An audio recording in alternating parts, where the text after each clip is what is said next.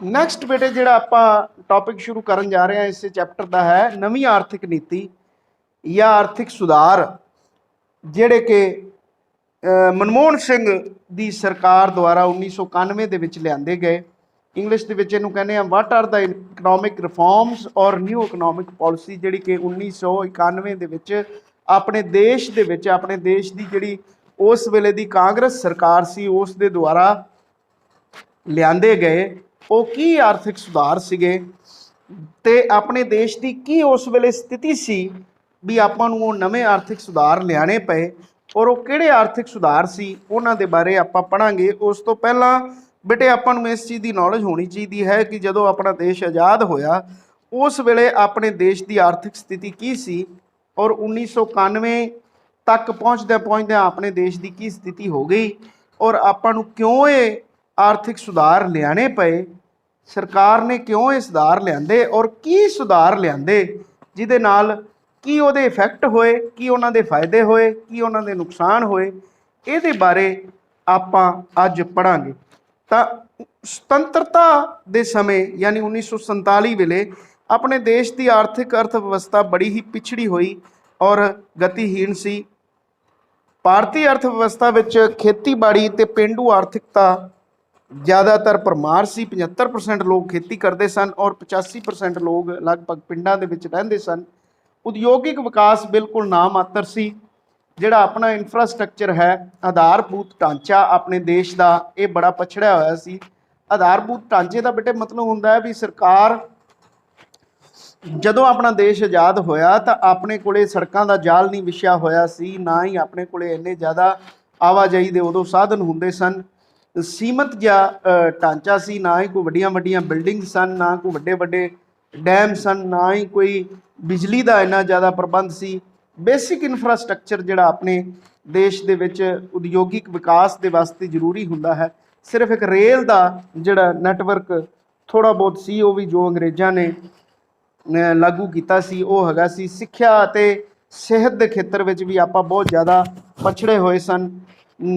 ਉਤਪਾਦਨ ਦੀਆਂ ਕੋਈ ਬਹੁਤ ਜ਼ਿਆਦਾ ਉਦਯੋਗਾਂ ਦੇ ਵਿੱਚ ਨਵੀਆਂ ਵਿਧੀਆਂ ਨਹੀਂ ਸਨ। ਉਤਪਾਦਕਤਾ ਚੀਜ਼ਾਂ ਦੀ ਬਹੁਤ ਘੱਟ ਸੀ, ਕੋਈ ਵੱਡੇ ਉਦਯੋਗਿਕ ਅਦਾਰੇ ਨਹੀਂ ਸਨ। ਤਾਂ ਇਹ ਚੀਜ਼ਾਂ ਆਪਣੇ ਦੇਸ਼ ਦੇ ਵਿੱਚ ਬਹੁਤ ਜ਼ਿਆਦਾ ਸੀਮਤ ਸਨ 1947 ਵੇਲੇ, ਜਿਸ ਵੇਲੇ ਆਪਣਾ ਦੇਸ਼ ਆਜ਼ਾਦ ਹੋਇਆ। ਤਾਂ 1947 ਤੋਂ 1991 ਤੱਕ ਪਹੁੰਚਦਿਆਂ ਅਲੱਗ-ਅਲੱਗ ਸਰਕਾਰਾਂ ਆਈਆਂ, ਅਲੱਗ-ਅਲੱਗ ਦੇਸ਼ ਦੇ ਵਿੱਚ ਪਾਲਿਸੀਆਂ ਬਣਦੀਆਂ ਰਹੀਆਂ, ਪਰ 1991 ਤੱਕ ਪਹੁੰਚਦਿਆਂ ਦੇਸ਼ ਦਾ ਜਿਹੜਾ ਬੁਰਾ ਹਾਲ ਹੋ ਚੁੱਕਿਆ ਸੀ। ਕੀ ਸਥਿਤੀ ਸੀ ਦੇਸ਼ ਦੀ? ਵਿੱਤੀ ਸੰਕਟ ਦੇਸ਼ ਦੇ ਵਿੱਚ ਬਹੁਤ ਜ਼ਿਆਦਾ ਸੀ, ਜਿਹੜਾ ਕਿ ਕੁੱਲ ਘਰੇਲੂ ਉਤਪਾਦ ਉਹ 8.4% ਸੀ, ਜਿਹੜਾ ਕਿ ਸਰਕਾਰ ਦੀ ਮਾੜੀ ਆਰਥਿਕ ਸਥਿਤੀ ਦਾ ਸੂਚਕ ਸੀ। ਕਰਜ਼ ਦਾ ਬਹੁਤ ਵੱਡਾ ਭਾਰ ਸੀ ਆਪਣੇ ਦੇਸ਼ ਦੇ ਉੱਪਰ ਕਰਜ਼ਾ ਬਹੁਤ ਜ਼ਿਆਦਾ ਵਧਿਆ ਹੋਇਆ ਸੀ। ਵਿਕਾਸ ਦਰ ਯਾਨੀ ਦੇਸ਼ ਦੀ ਤਰੱਕੀ ਦੀ ਦਰ ਬਹੁਤ ਘੱਟ ਸੀ। ਮਹਿੰਗਾਈ ਬਹੁਤ ਜ਼ਿਆਦਾ ਸੀ। ਭੁਗਤਾਨ ਸੰਕਟ ਸੀ, ਯਾਨੀ ਕਿ ਭਾਰਤ ਦਾ ਜਿਹੜਾ ਹੈ ਚਾਲੂ ਮਾਲੀ ਘਾਟਾ ਉਹ ਬਹੁਤ ਜ਼ਿਆਦਾ ਸੀ। ਵਿਦੇਸ਼ਾਂ ਤੋਂ ਆਪਾਂ ਉਧਾਰ ਜਾਂ ਕਰਜ਼ਾ ਲੈਣ ਦੀ ਸਥਿਤੀ ਵਿੱਚ ਵੀ ਨਹੀਂ ਸਾਂ। ਤਾਂ ਵਿਦੇਸ਼ੀ ਮੁਦਰਾ ਜਿਹੜੀ ਕਿ ਕਿਸੇ ਦੇਸ਼ ਦੇ ਅਰਥ ਵਿਵਸਥਾ ਦਾ ਬੜਾ ਵੱਡਾ ਥੰਮ ਹੁੰਦੀ ਹੈ, ਵਿਦੇਸ਼ੀ ਮੁਦਰਾ ਆਪਣੇ ਦੇਸ਼ ਦੇ ਵਿੱਚ ਬਹੁਤ ਜ਼ਿਆਦਾ ਘੱਟ ਸੀ। ਯਾਨੀ ਆਪਣੇ ਦੇਸ਼ ਦੇ ਕੋਲੇ ਵਿਦੇਸ਼ੀ ਮੁਦਰਾ ਦੇ ਭੰਡਾਰ ਉਦੋਂ ਜ਼ਿਆਦਾ ਹੁੰਦੇ ਹਨ ਬੇਟੇ ਜਦੋਂ ਆਪਣਾ ਦੇਸ਼ ਨਿਰਯਾਤ ਜ਼ਿਆਦਾ ਕਰਦਾ ਹੈ ਔਰ ਆਯਾਤ ਘੱਟ ਕਰਦਾ ਹੈ, ਯਾਨੀ ਬਾਹਰਲੇ ਦੇਸ਼ਾਂ 'ਚ ਆਪਣਾ ਮਾਲ ਜ਼ਿਆਦਾ ਜਾਵੇ ਔਰ ਆਪਾਂ ਬਾਹਰਲੇ ਦੇਸ਼ਾਂ 'ਚੋਂ ਮਾਲ ਘੱਟ ਮੰਗਾਈਏ। ਤਾਂ ਆਪਣੇ ਦੇਸ਼ ਦੇ ਵਿੱਚ ਬਹੁਤ ਜ਼ਿਆਦਾ ਵਿਦੇਸ਼ੀ ਮੁਦਰਾ ਦੇ ਭੰਡਾਰ ਦੀ ਕਮੀ ਸੀ ਔਰ ਅਰਥ ਵਿਵਸਥਾ ਦੇ ਵਿੱਚ ਲੋਕਾਂ ਦਾ ਵਿਸ਼ਵਾਸ ਜਿਹੜਾ ਹੈ ਡੋਲਿਆ ਹੋਇਆ ਸੀ। ਜਿਹੜੇ ਸਰਕਾਰੀ ਕੰਪਨੀਆਂ ਹੁੰਦੀਆਂ ਨੇ ਬੇਟੇ, ਜਿਵੇਂ ਰੇਲਵੇਜ਼ ਹੋ ਗਈ, ਪੈਟਰੋਲੀਅਮ ਦੇ ਜਿਵੇਂ ਭੇਲ ਇੱਕ ਅਦਾਰਾ ਹੁੰਦਾ, ਭੇਲ ਹੋ ਗਿਆ, ਭਾਰਤ ਪੈਟਰੋਲੀਅਮ ਜਿਹੜੇ ਕਿ LPG ਗੈਸ ਦਾ ਨਿਰਮਾਣ ਕਰਦੇ ਨੇ। ਬਹੁਤ ਸਾਰੇ ਜਿਹੜੇ ਸਰਕਾਰੀ ਅਦਾਰੇ ਸੀ ਉਹ ਬਹੁਤ ਵਧੀਆ ਕੰਮ ਨਹੀਂ ਕਰ ਰਹੇ ਸੀ। ਅੰਤਰਰਾਸ਼ਟਰੀ ਪੱਧਰ 'ਤੇ ਵੀ 1990 ਦੇ ਵਿੱਚ ਇਰਾਕ ਕੁਵੈਤ ਦੀ ਜੰਗ ਹੋ ਕੇ ਹਟੀ ਸੀ ਔਰ ਜਿਹਦੇ ਨਾਲ ਆਪਣੇ ਦੇਸ਼ ਦੇ ਵਿੱਚ ਜਿਹੜਾ ਵਪਾਰਕ ਵਾਤਾਵਰਨ ਉਹ ਕੋਈ ਸੁਖਾਵਾਂ ਨਹੀਂ ਸੀ, ਵਧੀਆ ਨਹੀਂ ਸੀ।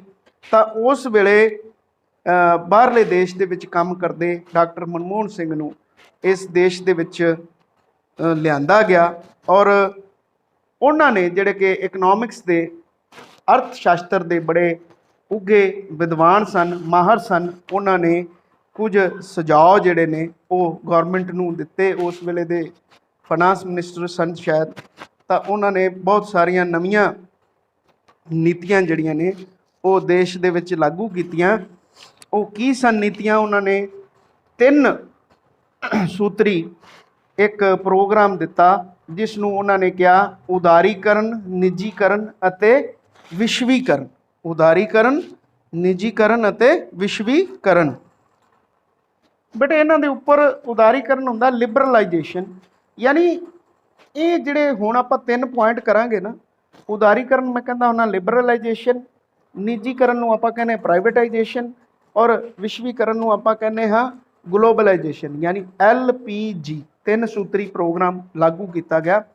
ਇਹਦੇ ਬਾਰੇ ਅਲੱਗ-ਅਲੱਗ ਪ੍ਰਸ਼ਨ ਕਈ ਵਾਰੀ ਆਉਂਦਾ ਹੈ। ਤੁਹਾਨੂੰ ਪ੍ਰਸ਼ਨ ਆਏਗਾ ਲਿਬਰਲਾਈਜੇਸ਼ਨ ਕੀ ਹੈ, ਇਹਦੇ ਕੀ ਸੁਝਾਅ ਦਿੱਤੇ ਗਏ, ਕੀ ਉਪਾਅ ਕੀਤੇ ਗਏ, ਉਸ ਤੋਂ ਬਾਅਦ ਇਹਦੇ ਗੁਣ ਕੀ ਸਨ, ਇਹਦੇ ਔਗਣ ਕੀ ਸਨ, ਯਾਨੀ ਕੀ ਇਹਦਾ ਫਾਇਦਾ ਹੋਇਆ, ਕੀ ਇਹਦਾ ਨੁਕਸਾਨ ਹੋਇਆ। ਇਸੇ ਤਰ੍ਹਾਂ ਹੀ ਅੱਗੇ ਜਦੋਂ ਨਿੱਜੀਕਰਨ ਆਏਗਾ ਉਹ ਹੁੰਦਾ ਕੀ ਹੈ, ਉਹਨੂੰ ਲਾਗੂ ਕਰਕੇ ਕੀ ਕੀਤਾ ਗਿਆ ਦੇਸ਼ ਦੇ ਅੰਦਰ, ਉਹਦਾ ਕੀ ਦੇਸ਼ ਨੂੰ ਫਾਇਦਾ ਹੋਇਆ, ਕੀ ਦੇਸ਼ ਨੂੰ ਨੁਕਸਾਨ ਹੋਇਆ, ਯਾਨੀ ਕੀ ਉਹਦਾ ਚੰਗਾ ਪ੍ਰਭਾਵ ਪਿਆ ਤੇ ਕੀ ਉਹਦਾ ਮਾੜਾ ਪ੍ਰਭਾਵ ਪਿਆ। ਇਸ ਤਰ੍ਹਾਂ ਦੇ ਪ੍ਰਸ਼ਨ ਤੁਹਾਨੂੰ ਆਉਣਗੇ। ਹੁਣ ਆਪਾਂ ਪੜ੍ਹਦੇ ਹਾਂ ਉਦਾਰੀਕਰਨ ਯਾਨੀ ਲਿਬਰਲਾਈਜੇਸ਼ਨ। ਲਿਬਰਲਾਈਜੇਸ਼ਨ ਦਾ ਬੇਟੇ ਮਤਲਬ ਹੁੰਦਾ ਹੈ ਸਰਕਾਰ ਦੁਆਰਾ ਬਹੁਤ ਸਾਰੇ ਜਿਹੜੇ ਪੁਰਾਣੇ ਕਾਨੂੰਨ ਸੀ, ਯਾਨੀ ਲਾਇਸੈਂਸ, ਪਰਮਿਟ, ਕੋਟਾ ਰਾਜ ਜਿਹੜਾ ਹੈ ਉਹ ਦੇਸ਼ ਦੇ ਵਿੱਚੋਂ ਖਤਮ ਕਰ ਦਿੱਤਾ ਗਿਆ। ਯਾਨੀ ਪਹਿਲਾਂ ਜਿਹੜੇ ਉਦਯੋਗ ਸਨ ਉਹਨਾਂ ਨੂੰ ਬੜੀ ਤਰ੍ਹਾਂ ਦੀਆਂ ਪਰਮਿਸ਼ਨਾਂ ਲੈਣੀਆਂ ਪੈਂਦੀਆਂ ਸਨ ਕੰਮ ਕਰਨ ਵਾਸਤੇ। ਸਰਕਾਰ ਨੇ ਪੁਰਾਣੇ ਕਈ ਕਾਨੂੰਨ ਬਦਲ ਦਿੱਤੇ ਔਰ ਸਰਕਾਰ ਨੇ ਕਿਹਾ ਵੀ ਤੁਸੀਂ ਅਲੱਗ-ਅਲੱਗ ਤਰ੍ਹਾਂ ਦੇ ਬਿਜ਼ਨਸ, ਲੋਕਾਂ ਨੂੰ ਉਤਸ਼ਾਹਿਤ ਕੀਤਾ ਵੀ ਤੁਸੀਂ ਅਲੱਗ-ਅਲੱਗ ਤਰ੍ਹਾਂ ਦੇ ਬਿਜ਼ਨਸ ਕਰੋ, ਵੱਡੇ ਤੋਂ ਵੱਡੇ ਬਿਜ਼ਨਸ ਕਰੋ। ਤੁਹਾਨੂੰ ਕੋ ਬਹੁਤ ਸਾਰੇ ਸਿਰਫ 5 ਚੀਜ਼ਾਂ ਨੂੰ ਛੱਡ ਕੇ, ਜਿਹੜੀਆਂ 5 ਵੱਡੀਆਂ ਚੀਜ਼ਾਂ ਸਨ ਜਿਹੜੀਆਂ ਕਿ ਦੇਸ਼ ਦੀ ਸੁਰੱਖਿਆ ਦੇ ਨਾਲ ਸੰਬੰਧਿਤ ਸਨ, ਉਹਨਾਂ ਚੀਜ਼ਾਂ ਨੂੰ ਛੱਡ ਕੇ ਜਿਵੇਂ ਰੇਲਵੇਜ਼ ਹੋ ਗਈ ਜਾਂ ਡਿਫੈਂਸ ਹੋ ਗਈ ਜਾਂ ਐਸੇ ਕਈ ਅਦਾਰੇ ਹੁੰਦੇ ਨੇ ਦੇਸ਼ ਦੇ ਵਿੱਚ ਜਿਨ੍ਹਾਂ ਦੇ ਨਾਲ ਦੇਸ਼ ਦੀ ਸੁਰੱਖਿਆ ਖਤਰੇ ਵਿੱਚ ਨਾ ਪਵੇ, ਉਹਨਾਂ ਨੂੰ ਛੱਡ ਕੇ ਬਾਕੀ ਸਾਰੇ ਅਦਾਰਿਆਂ ਦੇ ਵਿੱਚ ਲਾਇਸੈਂਸ, ਪਰਮਿਟ, ਕੋਟਾ ਰਾਜ ਖਤਮ ਕਰ ਦਿੱਤਾ ਗਿਆ ਔਰ ਲੋਕਾਂ ਨੂੰ ਵਧੇਰੇ ਕੰਮ ਕਰਨ ਲਈ ਉਤਸ਼ਾਹਿਤ ਕੀਤਾ ਗਿਆ। ਵਪਾਰਕ ਅਦਾਰਿਆਂ ਨੂੰ ਵਾਧੇ ਤੇ ਵਿਕਾਸ ਕਰਨ ਲਈ ਉਤਸ਼ਾਹਿਤ ਕੀਤਾ ਗਿਆ, ਉਹਨਾਂ ਨੂੰ ਵਧੇਰੇ ਸੁਤੰਤਰਤਾ ਪ੍ਰਦਾਨ ਕੀਤੀ ਗਈ। ਪੁਰਾਣੇ ਕਾਨੂੰਨ ਜਿਹੜੇ ਨੇ ਉਹਨਾਂ ਨੂੰ ਬਦਲ ਕੇ ਉਹਨਾਂ ਦੀ ਥਾਂ ਤੇ ਨਵੇਂ ਕਾਨੂੰਨ, ਇਹ ਬੇਟੇ ਕਾਨੂੰਨ ਤੁਸੀਂ ਇਹਦੇ ਵਿੱਚੋਂ ਪੜ੍ਹ ਲੈਣੇ ਨੇ। MRTP ਐਕਟ 1969 ਦੀ ਥਾਂ ਤੇ ਮੁਕਾਬਲਾ ਕਾਨੂੰਨ 2002 ਲਾਗੂ ਕਰ ਦਿੱਤਾ ਗਿਆ। ਫੇਰਾ ਨੂੰ ਖਤਮ ਕਰ ਦਿੱਤਾ ਗਿਆ, ਉਹਦੀ ਥਾਂ ਤੇ ਫੀਮਾ ਕਾਨੂੰਨ ਲਾਗੂ ਕਰ ਦਿੱਤਾ ਗਿਆ। ਤਾਂ ਬਹੁਤ ਸਾਰੇ ਐਸੇ ਕਾਨੂੰਨ ਨੇ ਜਿਨ੍ਹਾਂ ਨੂੰ ਖਤਮ ਕਰ ਦਿੱਤਾ ਗਿਆ। ਵਿਦੇਸ਼ਾਂ ਤੋਂ ਜਿਹੜੀ ਨਵੀਂ ਟੈਕਨੀਕ ਉਹਨੂੰ ਮੰਗਾਉਣ ਦੀ ਆਜ਼ਾਦੀ ਦਿੱਤੀ ਗਈ। ਜਿਹੜੇ MSME ਸੀਗੀਆਂ ਯਾਨੀ micro, small and medium enterprises, ਉਹਨਾਂ ਦੇ ਵਿੱਚ ਵੀ ਯਾਨੀ ਲਘੂ, ਛੋਟੇ ਅਤੇ ਮੱਧਮ ਵਰਗ ਦੇ ਜਿਹੜੇ ਉਦਯੋਗ ਸੀ ਉਹਨਾਂ ਨੂੰ ਬਹੁਤ ਜ਼ਿਆਦਾ ਉਤਸ਼ਾਹਿਤ ਕੀਤਾ ਗਿਆ। ਦੇਸ਼ ਦੀ ਆਯਾਤ ਅਤੇ ਨਿਰਯਾਤ ਯਾਨੀ ਇੰਪੋਰਟ ਅਤੇ ਐਕਸਪੋਰਟ ਨੀਤੀ ਦੇ ਵਿੱਚ ਵੀ ਬੜੇ ਬਦਲਾਵ ਕੀਤੇ ਗਏ। ਯਾਨੀ ਉਹਦੇ ਨਾਲ ਕੀ ਕੀਤਾ ਗਿਆ, ਤੁਸੀਂ ਆਪਣਾ ਮਾਲ ਬਾਹਰਲੇ ਦੇਸ਼ਾਂ ਨੂੰ ਭੇਜ ਵੀ ਸਕਦੇ ਹੋ, ਬਾਹਰਲੇ ਦੇਸ਼ਾਂ ਤੋਂ ਮਾਲ ਮੰਗਵਾ ਕੇ ਆਪਣੇ ਦੇਸ਼ ਦੇ ਵਿੱਚ ਵੇਚ ਵੀ ਸਕਦੇ ਹੋ। ਬੈਂਕਿੰਗ, ਬੀਮਾ ਅਤੇ ਹੋਰ ਵਿੱਤੀ ਖੇਤਰਾਂ ਵਿੱਚ ਵੀ ਉਦਾਰੀਕਰਨ ਆਧਾਰਿਤ ਉਪਾਵਾਂ ਨੂੰ ਲਾਗੂ ਕੀਤਾ ਗਿਆ। ਯਾਨੀ ਬੈਂਕਿੰਗ ਵਗੈਰਾ ਜਾਂ ਬੀਮਾ ਵਗੈਰਾ ਦੀਆਂ ਬੈਂਕਾਂ ਨੂੰ ਵੀ ਉਤਸ਼ਾਹਿਤ ਕੀਤਾ ਗਿਆ। ਲੋਕਾਂ ਨੂੰ ਕੰਮ ਕਰਨ ਵਾਸਤੇ ਬਹੁਤ ਸਾਰਾ ਪੈਸਾ ਦਿੱਤਾ ਗਿਆ ਤਾਂ ਕਿ ਉਹ ਖੁੱਲ੍ਹ ਕੇ ਕੰਮ ਕਰ ਸਕਣ। ਵਿਦੇਸ਼ ਤੋਂ ਮਾਲ ਮੰਗਵਾਉਣਾ ਅਤੇ ਵਿਦੇਸ਼ਾਂ ਨੂੰ ਮਾਲ ਭੇਜਣਾ, ਇਹ ਰਸਤੇ ਸਾਰੇ ਖੋਲ੍ਹ ਦਿੱਤੇ ਗਏ। ਦੇਸ਼ ਦੀ ਕਰ ਨੀਤੀ ਵੀ, ਯਾਨੀ ਜਦੋਂ ਆਪਾਂ ਟੈਕਸ ਘਟਾ ਦਿੰਦੇ ਹਾਂ ਤਾਂ ਲੋਕ ਜਿਹੜੇ ਨੇ ਬਾਹਰ ਦੀਆਂ ਚੀਜ਼ਾਂ ਮੰਗਵਾਉਣ ਲੱਗ ਜਾਂਦੇ ਨੇ ਔਰ ਬਾਹਰ ਚੀਜ਼ਾਂ ਭੇਜਣ ਲੱਗ ਜਾਂਦੇ ਨੇ। ਯਾਨੀ ਕਰ ਨੀਤੀਆਂ ਦੇ ਵਿੱਚ ਬਹੁਤ ਜ਼ਿਆਦਾ ਉਦਾਰੀਕਰਨ, ਉਦਾਰ ਦਾ ਮਤਲਬ ਦਿਲ ਖੋਲ੍ਹ ਦਿੱਤਾ, ਉਦਾਰ ਕਰ ਦਿੱਤਾ। ਉਦਾਰੀਕਰਨ ਦੀ ਨੀਤੀ ਨੂੰ ਅਪਣਾਇਆ ਗਿਆ, ਯਾਨੀ ਕਿਸੇ ਨੂੰ ਵੀ, ਹਰੇਕ ਵਿਅਕਤੀ ਨੂੰ ਕੰਮ ਕਰਨ ਦੀ ਖੁੱਲ੍ਹ ਦਿੱਤੀ ਗਈ। ਯਾਨੀ ਜਿਹੜੇ ਵਪਾਰ ਬਿਲਕੁਲ ਵੱਡੇ ਵਪਾਰਕ ਅਦਾਰਿਆਂ ਦੇ ਹੱਥਾਂ ਵਿੱਚ ਸਨ ਉਹ ਆਮ ਲੋਕਾਂ ਦੀ ਵੀ ਪਹੁੰਚ ਦੇ ਵਿੱਚ ਆ ਗਏ। ਹੁਣ ਗੱਲ ਹੈ ਵੀ ਇਹਦਾ ਫਾਇਦਾ ਕੀ ਹੋਇਆ। ਇਹਦਾ ਉਦਾਰੀਕਰਨ ਦੀ ਨੀਤੀ ਦਾ ਆਪਣੇ ਦੇਸ਼ ਨੂੰ फायदा की होया? फायदा की होया, ਇਹਦੇ गुण की सन?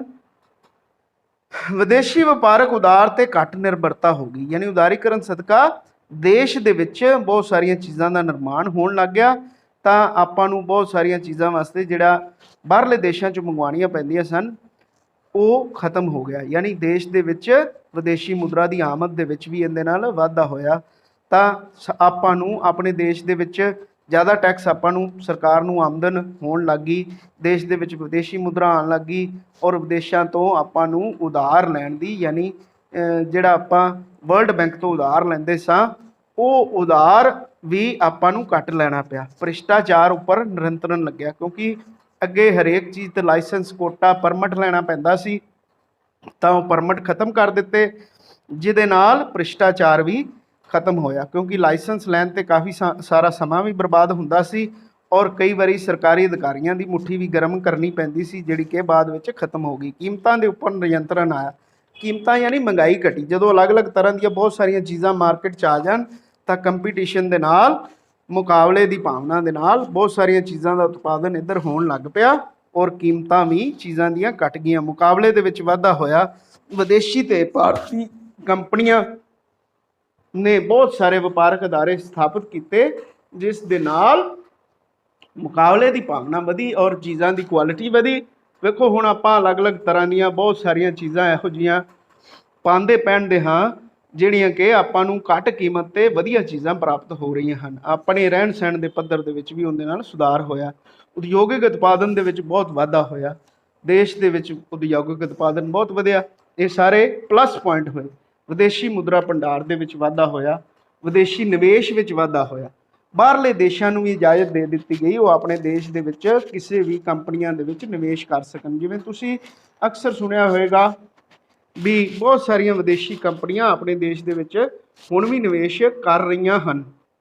ਬਾਹਰ ਦੀਆਂ ਬਹੁਤ ਸਾਰੀਆਂ ਕੰਪਨੀਆਂ ਨੇ ਆਪਣੇ ਦੇਸ਼ ਵਿੱਚ ਕਾਰਾਂ ਦੇ ਵੱਡੇ ਵੱਡੇ ਕਾਰਖਾਨੇ, ਸਕੂਟਰਾਂ ਦੇ, ਮੋਟਰਸਾਈਕਲਾਂ ਦੇ, ਬਹੁਤ ਸਾਰੇ ਵਧੀਆ ਵਧੀਆ ਪ੍ਰੋਡਕਟ ਬਣਾਉਣ ਦੇ ਕਾਰਖਾਨੇ ਲਾਏ ਆਪਣੇ ਦੇਸ਼ ਦੇ ਵਿੱਚ। ਉਹਨਾਂ ਨੇ ਨਿਵੇਸ਼ ਕੀਤਾ ਕਿਉਂਕਿ ਇਸ ਚੀਜ਼ ਦੀ ਖੁੱਲ੍ਹ ਮਿਲ ਗਈ। ਪਹਿਲੇ ਇਹ ਚੀਜ਼ ਦੀ ਖੁੱਲ੍ਹ ਨਹੀਂ ਸੀ। ਇਹਦਾ ਨੁਕਸਾਨ ਕੀ ਹੋਇਆ ਬੇਟੇ? ਅੱਗੇ ਔਗਣ ਕੀ ਹੈ? Demerits of liberalization.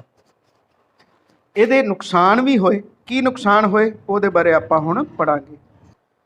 ਖੇਤਰੀ ਅਸਮਾਨਤਾਵਾਂ ਦੇ ਵਿੱਚ ਵਾਧਾ। ਨਿੱਜੀ ਅਤੇ ਵਿਦੇਸ਼ੀ ਕੰਪਨੀਆਂ ਦੁਆਰਾ ਪਛੜੇ ਹੋਏ ਖੇਤਰਾਂ ਦੇ ਵਿੱਚ ਰੁਜ਼ਗਾਰ ਨਹੀਂ ਲਗਾਏ ਗਏ। ਹੁਣ ਤੁਸੀਂ ਵੇਖੋ ਆਪਣੇ ਇਲਾਕਿਆਂ ਦੇ ਵਿੱਚ ਕੋਈ ਰੁਜ਼ਗਾਰ ਨਹੀਂ ਲੱਗੇਗੇ। ਸਾਰੇ ਰੁਜ਼ਗਾਰ ਜਿਹੜੇ ਨੇ ਦਿੱਲੀ ਦੇ ਨੇੜੇ ਜਾਂ ਬੰਬੇ ਦੇ ਨੇੜੇ ਜਾਂ ਗੁਜਰਾਤ ਦੇ ਵਿੱਚ ਇਹਨਾਂ ਥਾਵਾਂ 'ਤੇ ਜ਼ਿਆਦਾ ਲੱਗੇ, ਜਦ ਕਿ ਚਾਹੀਦਾ ਇਹ ਸੀ ਵੀ ਸਾਰੇ ਖੇਤਰਾਂ ਵਿੱਚ ਵੰਡ ਵੰਡ ਕੇ ਇਹ ਜਿਹੜੇ ਨੇ ਉਦਯੋਗਿਕ ਘਰਾਣੇ ਆਪਣੇ ਆਪਣੇ ਵਪਾਰ ਸਥਾਪਿਤ ਕਰਦੇ। ਇਹਦੇ ਨਾਲ ਕੀ ਹੈ, ਕੁਝ ਖੇਤਰਾਂ ਦਾ ਤਾਂ ਬਹੁਤ ਜ਼ਿਆਦਾ ਵਿਕਾਸ ਹੋ ਗਿਆ ਤੇ ਕੁਝ ਖੇਤਰਾਂ ਦਾ ਵਿਕਾਸ ਨਹੀਂ ਹੋਇਆ।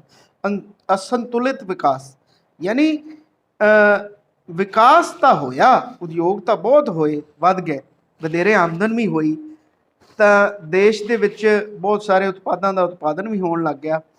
ਪਰ ਜਿਹੜਾ ਹੈ ਇਹ ਅਸੰਤੁਲਿਤ ਵਿਕਾਸ ਹੋਇਆ। ਜਿਹੜਾ ਅਮੀਰ ਹੋਰ ਅਮੀਰ ਹੁੰਦਾ ਗਿਆ ਤੇ ਗਰੀਬ ਹੋਰ ਗਰੀਬ ਹੁੰਦਾ ਗਿਆ। ਇਹ ਵਿਕਾਸ ਜਿਹੜਾ ਹੈ ਉਹ ਬਰਾਬਰ ਨਹੀਂ ਹੋਇਆ, ਸਗੋਂ ਅਮੀਰਾਂ ਗਰੀਬਾਂ ਦੇ ਵਿੱਚ ਆਰਥਿਕ ਪਾੜਾ ਹੋਰ ਵੱਧ ਗਿਆ। ਨੈਕਸਟ ਪੁਆਇੰਟ ਹੈ ਨੈਗੇਟਿਵ ਪੁਆਇੰਟ ਆਪਾਂ ਕੀ ਦਾਂਗੇ? ਵਿਦੇਸ਼ਾਂ ਉੱਤੇ ਨਿਰਭਰਤਾ ਦੇ ਵਿੱਚ ਵਾਧਾ ਹੋ ਗਿਆ। ਤਾਂ ਆਪਾਂ ਬਾਹਰ ਦੀ ਟੈਕਨੀਕ ਦੇ ਉੱਪਰ ਜ਼ਿਆਦਾ ਡਿਪੈਂਡ ਹੋ ਗਏ। ਹੁਣ ਤੁਸੀਂ ਵੇਖੋ ਆਪਾਂ ਬਹੁਤ ਸਾਰੀਆਂ ਚੀਜ਼ਾਂ ਐਸੀਆਂ ਯੂਜ਼ ਕਰਦੇ ਹਾਂ, ਖਾਸ ਕਰਕੇ ਚਾਈਨਾ ਦੀਆਂ ਬਣੀਆਂ ਹੋਈਆਂ, ਟੈਲੀਵਿਜ਼ਨ, ਫਰਿੱਜਾਂ, air condition, Japan, Korea, China, ਅਮਰੀਕਾ ਦੇ ਬਣੇ ਹੋਏ ਬਹੁਤ ਸਾਰੇ ਪ੍ਰੋਡਕਟ ਆਪਾਂ ਯੂਜ਼ ਕਰ ਰਹੇ ਹਾਂ, ਕਿਉਂਕਿ ਆਪਾਂ ਨੂੰ ਆਪਣੇ ਦੇਸ਼ ਵਿੱਚ ਬਣੇ ਹੋਏ ਪ੍ਰੋਡਕਟ ਉਨੇ ਜ਼ਿਆਦਾ ਚੰਗੇ ਨਹੀਂ ਲੱਗਦੇ। ਤਾਂ ਇਹਦੇ ਨਾਲ ਕੀ ਹੋਇਆ, ਆਪਣੇ ਦੇਸ਼ ਦੇ ਜਿਹੜੇ ਛੋਟੇ ਉਦਯੋਗ ਸੀ ਉਹ ਵੀ ਪ੍ਰਭਾਵਿਤ ਹੋਏ ਔਰ ਆਪਣੀ ਵਿਦੇਸ਼ਾਂ ਦੇ ਉੱਪਰ ਨਿਰਭਰਤਾ ਵੱਧ ਗਈ। Increase in the dependence on foreign nations. ਆਪਣੀ ਬਾਹਰਲੇ ਦੇਸ਼ਾਂ ਦੇ ਉੱਪਰ ਨਿਰਭਰਤਾ ਵਧੀ। ਇਹਦੇ ਨਾਲ ਕੀ ਹੋਇਆ, ਆਪਣੀਆਂ ਵਿਦੇਸ਼ੀ ਇਕਾਈਆਂ ਨੂੰ ਹਾਨੀ ਹੋਈ, ਆਪਣੇ ਘਰੇਲੂ ਇਕਾਈਆਂ ਨੂੰ ਹਾਨੀ ਹੋਈ। ਆਪਣੇ ਦੇਸ਼ ਦੇ ਜਿਹੜੇ ਛੋਟੇ ਉਦਯੋਗ ਸੀਗੇ ਉਹਨਾਂ ਨੂੰ ਇਸ ਦੇ ਵਿੱਚ ਹਾਨੀ ਦਾ ਸਾਹਮਣਾ ਕਰਨਾ ਪਿਆ। ਬੇਰੁਜ਼ਗਾਰੀ ਦੇ ਵਿੱਚ ਵੀ ਵਾਧਾ ਹੋਇਆ। ਜਦੋਂ ਬਹੁਤ ਸਾਰੀਆਂ ਚੀਜ਼ਾਂ ਆਪਣੇ ਦੇਸ਼ ਵਿੱਚ ਬਾਹਰਲੇ ਦੇਸ਼ਾਂ ਤੋਂ ਬਣ ਕੇ ਆ ਜਾਣਗੀਆਂ ਔਰ ਆਪਾਂ ਉਹਨਾਂ ਨੂੰ ਯੂਜ਼ ਕਰੀ ਜਾਵਾਂਗੇ ਤਾਂ ਆਪਣੇ ਦੇਸ਼ ਦੇ ਲੋਕਾਂ ਨੂੰ ਜਿੰਨਾ ਰੁਜ਼ਗਾਰ ਮਿਲਣਾ ਚਾਹੀਦਾ ਹੈ ਉਹ ਜ਼ਿਆਦਾ ਰੁਜ਼ਗਾਰ ਨਹੀਂ ਮਿਲਿਆ। ਨੈਕਸਟ ਪੁਆਇੰਟ ਜਿਹੜਾ ਵੱਡਾ ਪੁਆਇੰਟ ਹੈ ਬੇਟੇ, ਦੈਟ ਇਜ਼ ਨਿੱਜੀਕਰਨ ਜਾਂ ਪ੍ਰਾਈਵੇਟਾਈਜੇਸ਼ਨ ਕੀ ਹੁੰਦੀ ਹੈ? ਕੀ ਪਹਿਲਾ ਪੁਆਇੰਟ ਸੀ ਉਦਾਰੀਕਰਨ, ਦੂਜਾ ਪੁਆਇੰਟ ਹੈ ਨਿੱਜੀਕਰਨ। ਯਾਨੀ ਨਿੱਜੀਕਰਨ ਤੋਂ ਭਾਵ ਹੈ ਪਹਿਲਾਂ ਬਹੁਤ ਸਾਰੀਆਂ ਕੰਪਨੀਆਂ ਜਿਹੜੀਆਂ ਨੇ ਉਹ ਸਰਕਾਰ ਦੀਆਂ ਹੀ ਹੁੰਦੀਆਂ ਸਨ, ਤਾਂ ਸਰਕਾਰ ਦੀ ਮਾਲਕੀ, ਸਰਕਾਰ ਦਾ ਹੀ ਪ੍ਰਬੰਧਨ, ਸਰਕਾਰ ਦਾ ਹੀ ਨਿਯੰਤਰਣ। ਸਰਕਾਰ ਨੇ ਆਪਣੀਆਂ ਬਹੁਤ ਸਾਰੀਆਂ ਕੰਪਨੀਆਂ ਦੇ ਵਿੱਚ ਲੋਕਾਂ ਨੂੰ ਉਹਦੇ ਵਿੱਚ ਭਾਗੀਦਾਰ ਬਣਾ ਲਿਆ, ਯਾਨੀ ਆਪਣੀਆਂ ਕੰਪਨੀਆਂ ਦੇ, ਇਹਨੂੰ ਆਪਾਂ ਕਹਿੰਦੇ ਆ ਡਿਸਇਨਵੈਸਟਮੈਂਟ ਜਾਂ ਵਿਨੀਵੇਸ਼। ਤਾਂ ਸਰਕਾਰ ਨੇ ਆਪਣੀਆਂ ਕੰਪਨੀਆਂ ਦੇ ਹਿੱਸੇਦਾਰੀਆਂ ਲੋਕਾਂ ਨੂੰ ਵੇਚ ਦਿੱਤੀਆਂ, ਵੱਡੇ ਵੱਡੇ ਵਪਾਰਕ ਅਦਾਰਿਆਂ ਨੂੰ ਵੇਚ ਦਿੱਤੀਆਂ। ਅੱਜ ਵੀ ਸਰਕਾਰ ਉਹਨਾਂ ਪਾਲਿਸੀਆਂ ਦੇ ਉੱਪਰ ਚੱਲ ਰਹੀ ਹੈ, ਜਿਵੇਂ ਕਿ ਆਪਾਂ ਹੁਣ ਵੀ ਸੁਣ ਰਹੇ ਹਾਂ ਏਅਰਪੋਰਟਸ ਜਾਂ ਏਅਰ ਇੰਡੀਆ ਦੇ ਵਿੱਚ ਵੀ ਨਿੱਜੀ ਭਾਗੀਦਾਰੀ ਜਿਹੜੀ ਚੱਲ ਰਹੀ ਹੈ, ਔਰ ਰੇਲਵੇਜ਼ ਦੇ ਵਿੱਚ ਵੀ ਸਰਕਾਰ ਨਿੱਜੀ ਲੋਕਾਂ ਨੂੰ ਪਰਮਿਟ ਦੇ ਰਹੀ ਹੈ ਔਰ ਲੋਕਾਂ ਨੂੰ ਆਪਣਾ ਸ਼ੇਅਰ ਜਿਹੜੀ ਹੈ ਉਹ ਵੇਚ ਰਹੀ ਹੈ।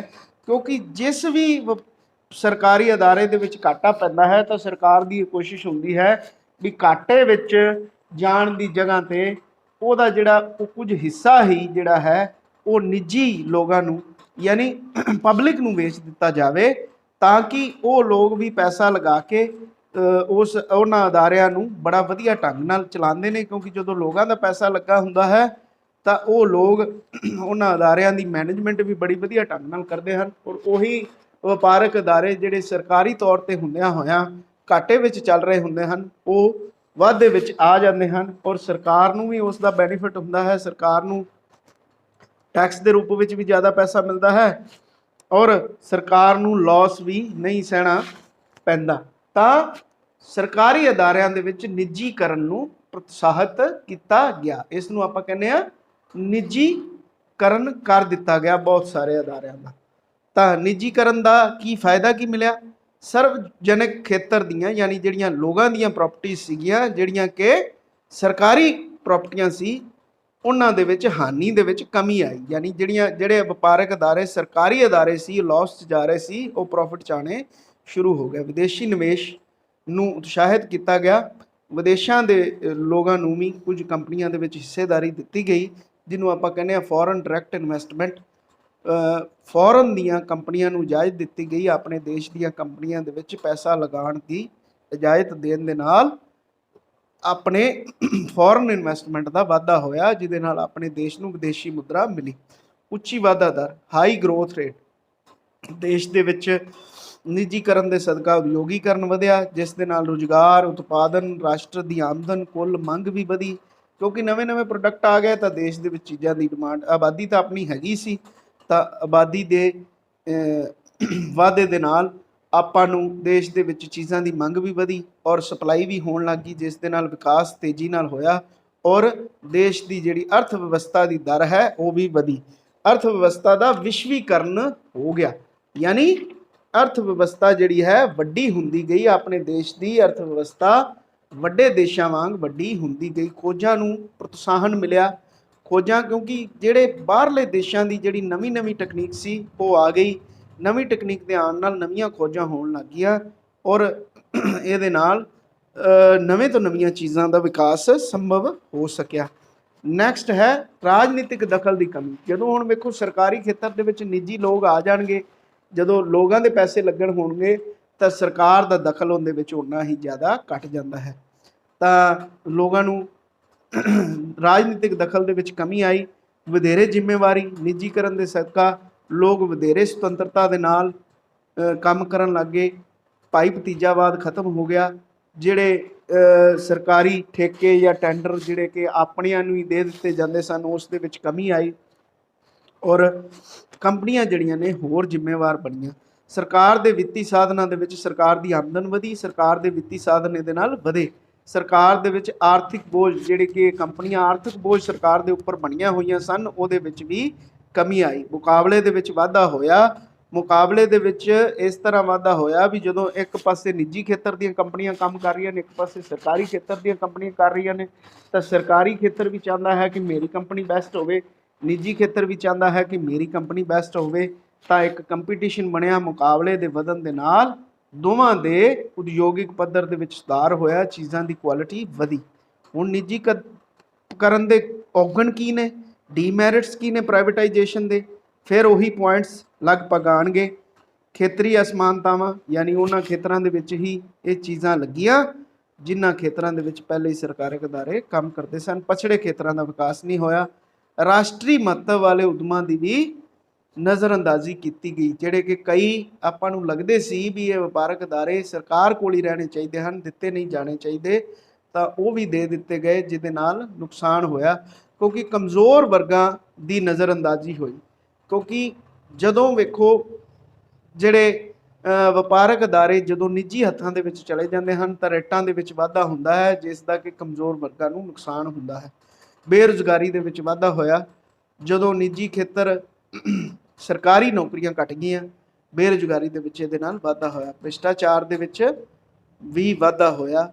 ਵਿੱਤ ਦੀ ਸਮੱਸਿਆ ਜਿਹੜੀ ਹੈ, ਸਰਕਾਰ ਨਿੱਜੀ ਖੇਤਰ ਨੂੰ ਸਰਵਜਨਕ ਖੇਤਰ ਦੀਆਂ ਇਕਾਈਆਂ ਨੂੰ ਖਰੀਦਣ ਲਈ ਬਹੁਤ ਜ਼ਿਆਦਾ ਵਿੱਤੀ ਸਾਧਨਾਂ ਦੀ ਲੋੜ ਪੈਂਦੀ ਹੈ, ਤਾਂ ਵਿੱਤ ਦੀ ਸਮੱਸਿਆ ਵੀ ਇਹਦੇ ਵਿੱਚ ਖੜੀ ਹੋ ਗਈ। ਬੈਂਕਾਂ ਤੋਂ ਵੇਖੋ ਕਿਸੇ ਦੇ ਕੋਲ ਵੀ ਇੰਨਾ ਪੈਸਾ ਨਹੀਂ ਹੁੰਦਾ, ਸਭ ਨੇ ਬੈਂਕਾਂ ਤੋਂ ਲੋਨ ਲੈ ਕੇ ਦੇਣਾ ਹੁੰਦਾ ਹੈ, ਤਾਂ ਇਹਦੇ ਨਾਲ ਵਿੱਤੀ ਸਾਧਨਾਂ ਦੀ ਵੀ, ਪੈਸਿਆਂ ਦੀ ਵੀ ਕਮੀ ਹੋਣ ਲੱਗ ਗਈ। ਕਰਮਚਾਰੀਆਂ ਵੱਲੋਂ, ਸਰਕਾਰੀ ਕਰਮਚਾਰੀਆਂ ਵੱਲੋਂ ਬਹੁਤ ਜ਼ਿਆਦਾ ਵਿਰੋਧ ਹੋਇਆ। ਜਿਵੇਂ ਪਿੱਛੇ ਜੇ ਸਭ ਤੋਂ ਜ਼ਿਆਦਾ ਵੱਡਾ ਵਿਰੋਧ ਹੋਇਆ ਸੀ ਆਪਣੇ ਪੰਜਾਬ ਦੇ ਵਿੱਚ, ਜਦੋਂ ਆਪਣੇ ਬਿਜਲੀ ਨੂੰ ਪ੍ਰਾਈਵੇਟਾਈਜ਼ ਕੀਤਾ ਗਿਆ, ਤਾਂ ਬਿਜਲੀ ਦਾ ਜਿਹੜੇ ਬਿਜਲੀ ਮਹਿਕਮੇ ਦੇ ਵਿੱਚ ਕੰਮ ਕਰਨ, ਇਲੈਕਟ੍ਰਿਸਿਟੀ ਡਿਪਾਰਟਮੈਂਟ ਦੇ ਵਿੱਚ ਕੰਮ ਕਰਨ ਵਾਲੇ ਕਾਮੇ ਸੀ, ਉਹਨਾਂ ਦੇ ਦੁਆਰਾ ਬੜਾ ਤਿੱਖਾ ਵਿਰੋਧ ਹੋਇਆ। ਤਾਂ ਕਿਉਂਕਿ ਨਿੱਜੀਕਰਨ ਦੇ ਵਿੱਚ ਕਰਮਚਾਰੀਆਂ ਨੂੰ ਜਿਹੜੇ ਉਹ ਸਹੂਲਤਾਂ ਨਹੀਂ ਮਿਲਦੀਆਂ ਜਿਹੜੀਆਂ ਕਿ ਸਰਕਾਰੀ ਖੇਤਰ ਦੇ ਵਿੱਚ ਮਿਲਦੀਆਂ ਹਨ, ਤਾਂ ਕਿਤੇ ਨਾ ਕਿਤੇ ਕਰਮਚਾਰੀ ਇਹਨਾਂ ਚੀਜ਼ਾਂ ਦਾ ਵਿਰੋਧ ਕਰਦੇ ਹਨ। ਤਾਂ ਆਰਥਿਕ ਅਸਮਾਨਤਾਵਾਂ, ਆਰਥਿਕ ਅਸਮਾਨਤਾਵਾਂ ਇਹ ਪਿਛਲਾ ਹੀ ਪੁਆਇੰਟ ਹੈ ਵੀ ਅਮੀਰ ਹੋਰ ਅਮੀਰ ਹੁੰਦਾ ਜਾ ਰਿਹਾ ਹੈ। ਹੁਣ ਵੀ ਆਪਾਂ ਦੇਖਦੇ ਹਾਂ ਤਾਂ ਗਰੀਬ ਜਿਹੜਾ ਹੈ ਹੋਰ ਗਰੀਬ ਹੁੰਦਾ ਜਾ ਰਿਹਾ ਹੈ, ਕਿਉਂਕਿ ਇਸ ਦੇ ਨਾਲ ਆਰਥਿਕ ਪਾੜਾ ਵੱਧਦਾ ਹੈ। ਨੈਕਸਟ ਜਿਹੜਾ ਪੁਆਇੰਟ ਹੈ ਬੇਟੇ, last point, that is globalisation, ਜਿਹਨੂੰ ਆਪਾਂ ਕਹਿੰਦੇ ਹਾਂ ਵਿਸ਼ਵੀਕਰਨ। ਵਿਸ਼ਵੀਕਰਨ ਕੀ ਪੁਆਇੰਟ ਹੈ? ਵਿਸ਼ਵੀਕਰਨ 'ਚ ਤੁਸੀਂ ਇਹ ਸਮਝ ਲਓ ਵੀ ਸਰਕਾਰ ਨੇ ਅਲਾਓ ਕਰ ਦਿੱਤਾ ਆਪਣੇ ਲੋਕਾਂ ਨੂੰ ਵੀ ਔਰ ਬਾਹਰਲੇ ਦੇਸ਼ਾਂ ਨੂੰ ਵੀ। ਸਰਕਾਰ ਨੇ ਕੁਝ ਐਸੇ ਸਮਝੌਤਿਆਂ ਦੇ ਉੱਪਰ ਦਸਤਖਤ ਕਰ ਦਿੱਤੇ। ਗੈਟ ਦਾ ਇੱਕ ਸਮਝੌਤਾ ਸੀ ਔਰ ਇੱਕ ਵਰਲਡ ਟ੍ਰੇਡ ਆਰਗੇਨਾਈਜੇਸ਼ਨ ਦਾ ਸਮਝੌਤਾ ਸੀ, ਜਿਹਦੇ ਉੱਪਰ ਸਰਕਾਰ ਨੇ ਦਸਤਖਤ ਕਰ ਦਿੱਤੇ ਔਰ ਸਰਕਾਰ ਨੇ ਵਿਸ਼ਵੀਕਰਨ ਦੇ ਲਈ ਦੇਸ਼ ਨੂੰ ਖੋਲ੍ਹ ਦਿੱਤਾ। ਯਾਨੀ ਕੋਈ ਵੀ ਉਦਯੋਗ ਜਾਂ ਅਦਾਰਾ ਇੱਥੇ ਇੰਡੀਆ ਦੇ ਵਿੱਚ ਸਮਾਨ ਬਣਾ ਕੇ ਬਾਹਰਲੇ ਦੇਸ਼ਾਂ ਦੇ ਵਿੱਚ, ਜਿਹੜੇ ਕਿ ਦੇਸ਼ ਉਸ ਸਮਝੌਤੇ ਦੇ ਵਿੱਚ ਸ਼ਾਮਲ ਸਨ, ਉਹਨਾਂ ਦੇਸ਼ਾਂ ਦੇ ਵਿੱਚ ਭੇਜ ਸਕਦਾ ਹੈ ਔਰ ਉਹ ਸਾਰੇ ਦੇਸ਼ ਵੀ ਇੰਡੀਆ ਦੇ ਵਿੱਚ ਮਾਲ ਭੇਜ ਸਕਦੇ ਹਨ। ਯਾਨੀ ਵਪਾਰ ਕਰਨ ਦੀ ਖੁੱਲ੍ਹ ਦੇ ਦਿੱਤੀ ਗਈ, ਵਿਸ਼ਵ ਨੂੰ ਇੱਕ ਪੂਰੀ ਬਾਜ਼ਾਰ ਮੰਨ ਲਿਆ ਗਿਆ। ਯਾਨੀ ਆਪਾਂ ਬਾਹਰਲੇ ਦੇਸ਼ਾਂ ਦੀਆਂ ਕੋਈ ਵੀ ਚੀਜ਼ਾਂ ਆਪਣੇ ਦੇਸ਼ ਦੇ ਵਿੱਚ ਮੰਗਾ ਸਕਦੇ ਹਾਂ ਔਰ ਕੋਈ ਵੀ ਬਾਹਰਲਾ ਦੇਸ਼ ਜਿਹੜਾ ਕਿ ਉਸ ਸਮਝੌਤੇ ਦੇ ਵਿੱਚ ਸ਼ਾਮਲ ਸੀ, ਉਹ ਆਪਣੇ ਦੇਸ਼ ਤੋਂ ਚੀਜ਼ਾਂ ਮੰਗਵਾ ਸਕਦਾ ਹੈ। ਯਾਨੀ ਇਹ ਖੁੱਲ੍ਹ ਦੇ ਦਿੱਤੀ ਗਈ। ਇਸ ਦੇ ਨਾਲ ਕੀ ਹੋਇਆ, ਇਸ ਦਾ ਫਾਇਦਾ ਕੀ ਹੋਇਆ ਆਪਣੇ ਦੇਸ਼ ਨੂੰ? ਵਿਸ਼ਵੀਕਰਨ ਦੇ ਫਾਇਦੇ ਕੀ ਹੋਏ? ਰਹਿਣ ਸਹਿਣ ਦੇ ਪੱਧਰ ਦੇ ਵਿੱਚ ਬਹੁਤ ਜ਼ਿਆਦਾ ਸੁਧਾਰ ਹੋਇਆ। ਯਾਨੀ ਸਰਕਾਰ ਨੇ ਬਹੁਤ ਸਾਰੇ ਐਸੇ ਕਾਨੂੰਨ ਬਦਲ ਦਿੱਤੇ ਜਿਹੜੇ ਕਿ ਪਹਿਲਾਂ ਚੱਲਦੇ ਸੀ ਔਰ ਉਹਨਾਂ ਦੀ ਥਾਂ ਤੇ ਨਵੇਂ ਕਾਨੂੰਨ ਲੈ ਆਂਦੇ। ਯਾਨੀ ਤੁਸੀਂ ਹੁਣ ਵਪਾਰ ਵਾਸਤੇ ਕਿਤੇ ਵੀ ਤੁਸੀਂ ਆਪਣਾ ਮਾਲ ਭੇਜ ਸਕਦੇ ਹੋ ਔਰ ਬਾਹਰੋਂ ਕਿਤੇ ਵੀ ਮਾਲ ਮੰਗਾ ਸਕਦੇ ਹੋ। ਸਰਕਾਰ ਨੇ ਜਿਹੜੇ ਟੈਕਸ ਸੀਗੇ ਉਹਨਾਂ ਦੇ ਵਿੱਚ ਕਮੀ ਲੈਣ ਦੀ, ਆਯਾਤ ਤੇ ਨਿਰਯਾਤ ਕਰ ਘਟਾ ਦਿੱਤੇ ਗਏ, ਉਹਨਾਂ ਦੇ ਉੱਪਰ ਬਹੁਤ ਸਾਰੀਆਂ ਲੱਗੀਆਂ ਹੋਈਆਂ ਪਾਬੰਦੀਆਂ ਨੂੰ ਖਤਮ ਕਰ ਦਿੱਤਾ ਗਿਆ। ਇਸ ਦੇ ਨਾਲ ਫਾਇਦਾ ਕੀ ਹੋਇਆ? ਬਹੁਤ ਸਾਰੀਆਂ ਚੀਜ਼ਾਂ ਆਪਣੇ ਦੇਸ਼ 'ਚ, ਬਹੁਤ ਸਾਰੇ ਪ੍ਰੋਡਕਟ ਜਿਹੜੇ ਕਿ ਬਾਹਰਲੇ ਦੇਸ਼ਾਂ ਦੇ ਬਹੁਤ ਵਧੀਆ ਪ੍ਰੋਡਕਟ ਸਨ, ਉਹ ਆਪਣੇ ਦੇਸ਼ ਵਿੱਚ ਆਉਣ ਲੱਗ ਪਏ ਔਰ ਆਪਣੇ ਦੇਸ਼ ਤੋਂ ਜਿਹੜਾ ਬਹੁਤ ਸਾਰਾ ਮਾਲ ਬਾਹਰਲੇ ਦੇਸ਼ਾਂ ਦੇ ਵਿੱਚ ਜਾਣ ਲੱਗ ਪਿਆ। ਯਾਨੀ ਆਪਣੇ ਦੇਸ਼ ਦੇ ਵਿੱਚ ਵੀ ਵਿਦੇਸ਼ੀ ਮੁਦਰਾ ਆਉਣ ਵੀ ਲੱਗ ਪਈ ਔਰ ਆਪਣੇ ਦੇਸ਼ 'ਚੋਂ ਆਪਣੇ ਦੇਸ਼ ਦਾ ਪੈਸਾ ਬਾਹਰ ਵੀ ਜਾਣ ਲੱਗ ਪਿਆ। ਇੱਕ ਦੇਸ਼ ਨੇ ਬੈਲੈਂਸ ਕਰਨਾ ਹੁੰਦਾ ਹੈ ਐਕਸਪੋਰਟ ਐਂਡ ਇੰਪੋਰਟ। ਆਪਣੇ ਦੇਸ਼ ਦੇ ਵਿੱਚੋਂ ਹਮੇਸ਼ਾ ਹੀ ਐਕਸਪੋਰਟ ਜ਼ਿਆਦਾ ਹੋਣਾ ਚਾਹੀਦਾ, ਯਾਨੀ ਬਾਹਰ ਜ਼ਿਆਦਾ ਮਾਲ ਜਾਣਾ ਚਾਹੀਦਾ ਔਰ ਆਉਣਾ ਘੱਟ ਚਾਹੀਦਾ ਹੈ। ਇਸ ਦੇ ਨਾਲ ਦੇਸ਼ ਦੇ ਵਿੱਚ ਵਿਦੇਸ਼ੀ ਮੁਦਰਾ ਦਾ ਵਾਧਾ ਹੁੰਦਾ ਹੈ। ਤਾਂ ਇਹਦੇ ਬੇਟੇ ਗੁਣ ਕੀ ਸਨ, ਇਹਦੇ ਫਾਇਦੇ ਕੀ ਹੋਏ ਦੇਸ਼ ਨੂੰ? ਲੋਕਾਂ ਦੇ ਰਹਿਣ ਸਹਿਣ ਦੇ ਪੱਧਰ ਦੇ ਵਿੱਚ ਸੁਧਾਰ ਹੋਇਆ। ਨੈਚੁਰਲ ਹੈ, ਜਦੋਂ ਬਹੁਤ ਸਾਰੀਆਂ ਚੀਜ਼ਾਂ, ਬਹੁਤ ਸਾਰੇ ਨਵੇਂ ਉਤਪਾਦ ਮਾਰਕੀਟ ਦੇ ਵਿੱਚ ਆ ਜਾਣਗੇ, ਜਿਹੜੇ ਕਿ ਬਾਹਰਲੇ ਦੇਸ਼ਾਂ ਦੇ ਵਧੀਆ ਉਤਪਾਦ ਹਨ, ਤਾਂ ਲੋਕਾਂ ਦਾ ਰਹਿਣ ਸਹਿਣ ਦਾ ਪੱਧਰ ਵਧਿਆ ਹੈ। ਵੇਖੋ ਹੁਣ ਬਹੁਤ ਸਾਰੀਆਂ ਤਰ੍ਹਾਂ ਦੀਆਂ ਚੀਜ਼ਾਂ ਆਪਾਂ ਯੂਜ਼ ਕਰ ਰਹੇ ਹਾਂ, ਬੜੀ ਤਰ੍ਹਾਂ ਦੇ ਪ੍ਰੋਡਕਟ ਐਸੇ ਯੂਜ਼ ਕਰ ਰਹੇ ਹਾਂ ਜਿਹੜੇ ਕਿ ਵਿਦੇਸ਼ੀ ਹਨ ਜਾਂ ਵਿਦੇਸ਼ਾਂ ਦੀ ਤਰਜ਼ ਤੇ ਬਣੇ ਹੋਏ ਹਨ। ਵਿਦੇਸ਼ਾਂ ਤੋਂ ਬਣ ਕੇ ਵੀ ਆਉਂਦੇ ਹਨ ਔਰ ਵਿਦੇਸ਼ੀ ਤਰਜ਼ ਤੇ ਬਣਦੇ ਵੀ ਹਨ। ਵਿਦੇਸ਼ੀ ਸਹਿਯੋਗ ਦੇ ਵਿੱਚ ਵਾਧਾ ਹੋਇਆ, ਵਿਦੇਸ਼ੀ ਕੰਪਨੀਆਂ ਨੇ ਆਪਣੇ ਦੇਸ਼ ਦੇ ਵਿੱਚ ਬਿਜ਼ਨਸ ਲਗਾਏ ਔਰ ਆਪਣੇ ਦੇਸ਼ ਦੇ ਵਿੱਚ ਵਿਦੇਸ਼ੀ ਮੁਦਰਾ ਵਧੀ, ਬਾਜ਼ਾਰ ਵੱਡਾ ਹੋ ਗਿਆ।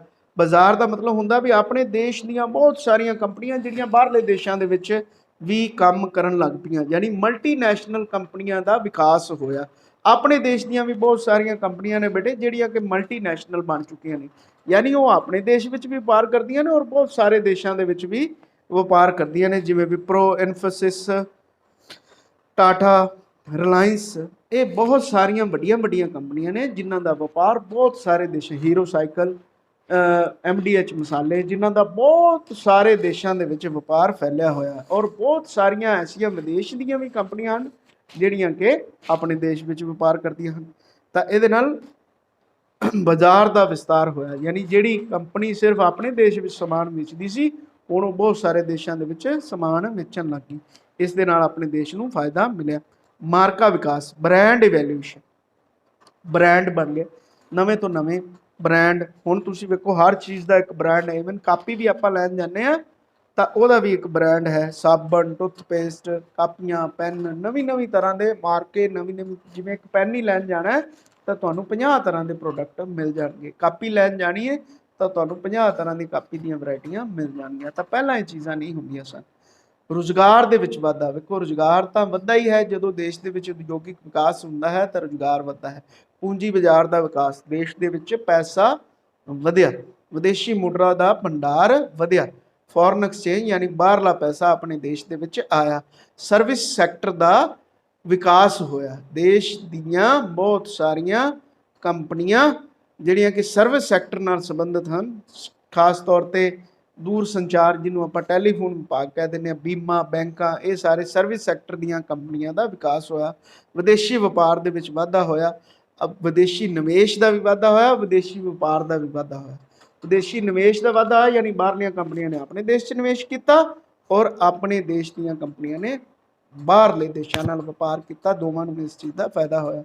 ਹੁਣ ਆਗੇ ਵਿਸ਼ਵੀਕਰਨ ਦੇ ਔਗਣ ਜਾਂ ਨੁਕਸਾਨ ਕੀ ਹੋਇਆ ਆਪਣੇ ਦੇਸ਼ ਨੂੰ। ਘਰੇਲੂ ਉਤਪਾਦਾਂ ਨੂੰ ਹਾਨੀ ਹੋਏਗੀ ਜਿਹੜੇ ਆਪਣੇ ਘਰੇਲੂ ਉਤਪਾਦ ਸੀ ਇਹਨਾਂ ਦੀ ਹਾਨੀ ਹੋਈ। ਦਿਖਾਵੇ ਦਾ ਪ੍ਰਚਾਰ ਵੱਧ ਗਿਆ, ਦੇਸੀ ਚੀਜ਼ਾਂ ਦੀ ਲੋਕ ਘੱਟ ਵਰਤਣ ਲੱਗ ਗਏ ਔਰ ਵਿਦੇਸ਼ੀ ਚੀਜ਼ਾਂ ਜ਼ਿਆਦਾ ਵਰਤਣ ਲੱਗ ਗਏ। ਵਿਖਾਵਾ ਵੱਧ ਗਿਆ ਦੇਸ਼ ਦੇ ਵਿੱਚ, ਵਿਦੇਸ਼ੀ ਕੰਪਨੀਆਂ ਦਾ ਬੋਲਬਾਲਾ ਹੋ ਗਿਆ ਕਿਉਂਕਿ ਉਹਨਾਂ ਦੇ ਪ੍ਰੋਡਕਟ ਚੰਗੇ ਸੀ। ਹੁਣ ਦੇਖੋ ਬਹੁਤ ਸਾਰੇ ਕੋਲਡ ਡਰਿੰਕਸ, ਆਪਾਂ ਲੋਕ ਜਿਹੜੇ ਲੱਸੀ, ਨਿੰਬੂ ਪਾਣੀ, ਸੱਤੂ ਪੀਣ ਵਾਲੇ ਲੋਕ ਹਾਂ, ਇਹ ਸਾਰੇ ਲੋਕ ਹੁਣ ਕੋਲਡ ਡਰਿੰਕ ਨੂੰ ਜ਼ਿਆਦਾ ਤਰਜੀਹ ਦਿੰਦੇ ਹਨ ਕਿਉਂਕਿ ਉਹਨਾਂ ਕੰਪਨੀਆਂ ਦੀ ਐਡ ਆਉਂਦੀ ਹੈ ਔਰ ਆਪਾਂ ਸਾਰੇ ਲੋਕ ਉਹ ਐਡਵਰਟਾਈਜ਼ਮੈਂਟ ਵੇਖ ਕੇ ਕੰਪਨੀਆਂ ਉਸ ਤਰ੍ਹਾਂ ਦੇ ਪ੍ਰੋਡਕਟ ਨੂੰ ਯੂਜ਼ ਕਰਨ ਦੇ ਵੱਲ ਭੱਜੇ ਜਾਂਦੇ ਹਨ। ਵਿਦੇਸ਼ੀਆਂ ਕੰਪਨੀਆਂ ਦਾ ਬੋਲਬਾਲਾ ਆਪਣੇ ਦੇਸ਼ ਦੇ ਵਿੱਚ ਵੱਧ ਗਿਆ ਹੈ। ਆਰਥਿਕ ਅਸਮਾਨਤਾਵਾਂ ਵਿੱਚ ਵਾਧਾ, ਇਹ ਤਾਂ ਆਪਾਂ ਪਹਿਲੇ ਤੋਂ ਹੀ ਪੜ੍ਹਦੇ ਆਉਂਦੇ ਹਾਂ, ਤਿੰਨਾਂ ਦੇ ਵਿੱਚ ਹੀ ਪੁਆਇੰਟ ਆਉਣਾ ਹੈ। ਵਿਸ਼ਵੀਕਰਨ ਦਾ ਵੱਡੇ ਵੱਡੇ ਵਪਾਰਕ ਘਰਾਣਿਆਂ ਅਤੇ ਵਿਦੇਸ਼ੀ ਕੰਪਨੀਆਂ ਨੂੰ ਬਹੁਤ ਲਾਭ ਹੋਇਆ, ਜਦ ਕਿ ਛੋਟੇ ਮੱਧਮ ਉਦਯੋਗਾਂ ਨੂੰ ਇਸ ਦਾ ਕੋਈ ਖਾਸ ਲਾਭ ਨਹੀਂ ਹੋਇਆ, ਉਹਨਾਂ ਨੂੰ ਨੁਕਸਾਨ ਹੋਇਆ, ਜਿਸ ਦੇ ਫਲਸਰੂਪ ਅਮੀਰ ਹੋਰ ਅਮੀਰ, ਗਰੀਬ ਹੋਰ ਗਰੀਬ ਤੇ ਇਹਨਾਂ ਦੇ ਵਿਚਲਾ ਪਾੜਾ ਵੱਧ ਗਿਆ। ਬੇਰੁਜ਼ਗਾਰੀ ਵਧੀ ਕਿਉਂਕਿ ਨਵੀਂ ਨਵੀਂ ਮਸ਼ੀਨਰੀ, ਨਵੀਂ ਨਵੀਂ ਟੈਕਨੀਕ ਆ ਗਈ। 10-10 ਬੰਦਿਆਂ ਦਾ ਕੰਮ, 50-50 ਬੰਦਿਆਂ ਦਾ ਕੰਮ, 100-100 ਬੰਦਿਆਂ ਦਾ ਕੰਮ ਇੱਕ ਮਸ਼ੀਨ ਕਰਨ ਲੱਗ ਗਈ। ਜਦੋਂ ਮਸ਼ੀਨਾਂ ਤੇ ਕੰਪਿਊਟਰਸ ਤੇ ਆਟੋਮੈਟਿਕ ਮਸ਼ੀਨਾਂ ਆ ਗਈਆਂ, ਨਵੀਂ ਨਵੀਂ ਟੈਕਨੋਲੋਜੀ ਬਾਹਰਲੇ ਦੇਸ਼ਾਂ 'ਚੋਂ ਆ ਗਈ, ਇਹਦੇ ਨਾਲ ਦੇਸ਼ ਦੇ ਵਿੱਚ ਬੇਰੁਜ਼ਗਾਰੀ ਦਾ ਵਾਧਾ ਹੋਇਆ। ਤਾਂ ਸਿੱਟਾ ਕੀ ਹੈ ਬੇਟੇ, ਨਵੀਂ ਆਰਥਿਕ ਨੀਤੀ ਦੇ ਵਿੱਚ ਤੁਸੀਂ ਕੀ ਪੜ੍ਹਨਾ ਹੈ? ਉਦਾਰੀਕਰਨ, ਨਿੱਜੀਕਰਨ ਅਤੇ ਵਿਸ਼ਵੀਕਰਨ ਦੇ ਜਿਹੜੇ 3 ਵੱਡੇ ਫੈਸਲੇ ਨਵੀਂ ਆਰਥਿਕ ਨੀਤੀ ਦੇ ਤਹਿਤ ਲਏ ਗਏ, ਉਹਨਾਂ ਦੇ ਕਈ ਫਾਇਦੇ ਹੋਏ ਦੇਸ਼ ਨੂੰ, ਕਈ ਨੁਕਸਾਨ ਹੋਏ। ਤਾਂ ਬੇਟੇ ਇਹਦੇ ਤੋਂ ਬਾਅਦ ਕਿਉਂਕਿ ਵੀਡੀਓ ਬਹੁਤ ਲੰਮੀ ਹੋ ਰਹੀ ਹੈ ਤਾਂ ਥੋੜ੍ਹਾ ਜਿਹਾ ਕੰਮ ਜਿਹੜਾ ਹੈ ਤੁਸੀਂ ਬੁੱਕ ਤੋਂ ਕਰ ਲੈਣਾ ਹੈ।